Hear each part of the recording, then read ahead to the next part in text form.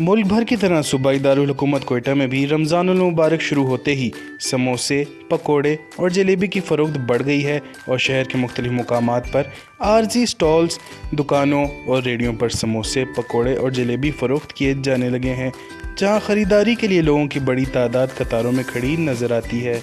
वश न्यूज़ से बात करते हुए ख़रीदारों का कहना था कि अफ्तार में समोसे, पकोड़े न हों तो अफ्तार का मज़ा अधूरा रह जाता है। रमज़ान का बरकत महीना है, तो ये रौनकें जो है ये सारी यहाँ तो ही रोड पे मिल रही है। इनके पास प्यारे प्यारे जलेबी है और ताज़े ताज़े समोसे हैं और साथ साथ फुल्कियाँ है। तो मैं ये डेली यहाँ से 50 समोसे ले जाता हूँ इन भाई से और जलेबी वगैरह, तो इनके बगैर मेरा दस्तरखान अधूरा लगता है। ये पकोड़े, समोसे और ये चीज़ें बहुत अच्छी लगती हैं कि रोज़े में हर आदमी को ही ख्वाहिश होती है कि पकोड़े, समोसे और हर चीज़ दस्तरखान भरा हो। बाबरकत महीने में ये चीज़ें इंसान का दिल करता है कि खाने पीने की ये चीज़ें जितनी हो उतना अच्छा है।